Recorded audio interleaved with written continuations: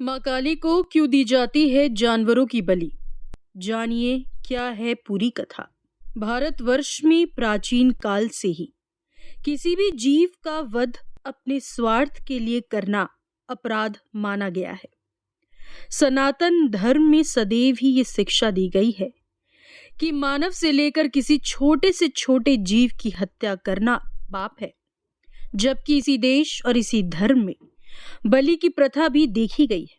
ये दोनों ही बातें एक दूसरे के बिल्कुल विपरीत है। विश्व के अनेक देशों में बलि देने की प्रथा रही है। हमारे देश में माँ काली को बलि दी जाती है। आज भी काली के अनेक मंदिरों में देवी को मांस का भोग लगाया जाता है। बंगाल के काली घाट, आसाम के कामाख्या जैसे मंदिरों में मछली या बकरे का भोग लगाया जाता है। वास्तव में बलि का क्या अर्थ है और क्यों मंदिर में चढ़ाई जाती है बलि, आइए जानते।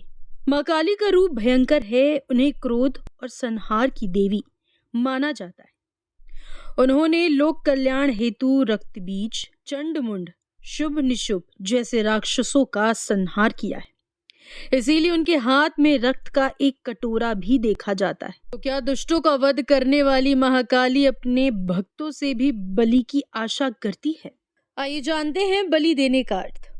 बलि देने का अर्थ है ऊर्जा को मुक्त करना और उस ऊर्जा को किसी और कार्य में प्रयोग करना। नारियल, नींबू आदि अर्पित करना भी बलि देना है, परंतु उसमें किसी को हानि नहीं पहुंचती। माँ काली किसी की हत्या से प्रसन्न होकर इच्छा पूर्ति नहीं करती। ये केवल मानसिकता पर निर्भर करता है। जो लोग आज भी बलि देने में विश्वास रखते हैं, उनकी मानसिकता ही ये है कि बलि देने से उनका जीवन समृद्ध और सुखी होगा। परंतु यदि गहनता से देखा जाए तो ये एक मानसिक रोग मात्र है। यदि बलि को अध्यात्मक से जोड़ा जाता है तो ये बिल्कुल आधारहीन विचार है। अध्यात्मक का इन सब से कोई लेना देना नहीं है। वास्तव में अध्यात्मक भौतिक जगत से बिल्कुल परे है।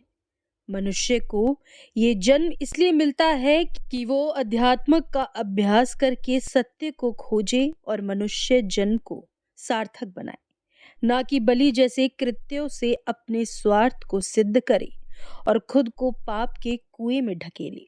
माँ काली या कोई भी देवी देवता किसी भी प्रकार की मांस की इच्छा नहीं रखते। मनुष्य को इस भ्रम से बाहर निकलकर एक बड़े दृष्टिकोण से जीवन को देखने की आवश्यकता है।